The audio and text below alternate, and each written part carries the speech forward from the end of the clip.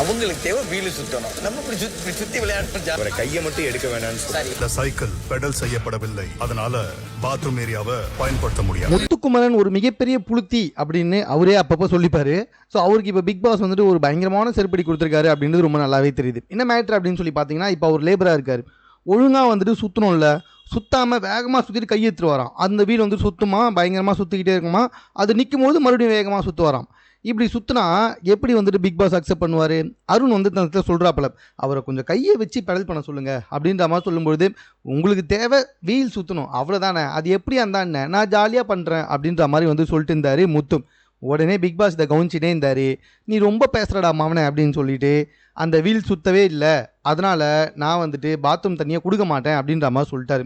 அதாவது அந்த வீல் சரியாக சுற்றப்படவில்லை, அதனால் நான் வந்துட்டு பாத்ரூம் தண்ணியை கொடுக்க மாட்டேன்னு சொல்லிட்டு பிக் பாஸ் கட் பண்ணதுனால எல்லாமே செம காண்டாயிட்டாங்க. இப்போ முத்துக்குமார் சமலாகு எப்போவுமே ஏதாவது ஒன்று வாய் விட்டு பேசி அந்த பிரச்சனையே மறக்க வச்சிருவார். இவர் மேலே ஏதாவது தப்பு இருந்தால் அப்படியே வேறு மாதிரி பேசி எடுத்துன்னு போயிடுவார். இப்போ எதுவுமே செய்ய முடியாது, ஏன்னா பிக் பாஸே டேரெக்டாக வந்துட்டு நீ பண்ண தப்புடா வெண்ண அப்படின்ற மாதிரி சொன்னதுனால செம காண்டாய் அப்படியே அமைதியாக உட்காந்துக்கிறாரு. ஸோ எல்லாருமே இப்போ அவரை பிடிச்சி சாத்துன்னு சாத்துறாங்க. யோ உன்னால் வந்துட்டு மொத்த லேபருடைய ஒர்க்கும் வேஸ்ட்டாக போச்சியா, தண்ணி விட மாட்டேன்னு சொல்லிட்டாரியா பிக் பாஸ் அப்படின்னு சொல்லிட்டாங்க. மஞ்சரி வந்துட்டு அது தொழில் கூடும், அது விளையாடுற இடம் கிடையாது அப்படின்னு சொல்லிட்டு முத்துவை போட்டு சும்மா நிமித்துறாங்க. மஞ்சரி ஓகே தான்ப்பா, யாராவது தப்பு பண்ணால் அவங்கள வந்துட்டு straight to straight face to face பார்த்து பேசிடுறாங்க. முத்துக்குமரன் செஞ்சால் பண்ண மாட்டாங்கன்னு நினச்சேன், பட் முத்துக்குமரனுக்கும் வச்சு செஞ்சு விட்டுனுங்கிறாங்க.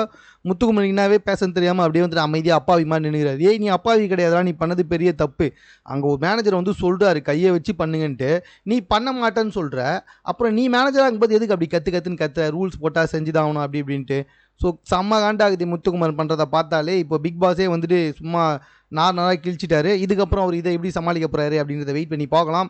ஸோ முத்துக்குமாருக்கு ஃபேன்ஸு பிஆர் டீம்லாம் இருக்கும், அவங்களாம் வந்துட்டு பயங்கரமாக கதற போகிறீங்க, கத்துவீங்க. எது எப்படியோ நடந்ததை சொல்லி தானே ஆகணும். மேலும் பிக் பாஸ் சம்மந்தமான செய்திகளை உடனுக்குடனே தெரிஞ்சுக்கணுன்னா நம்ம 60 செகண்ட் சேனலை சப்ஸ்கிரைப் பண்ணுங்கள்.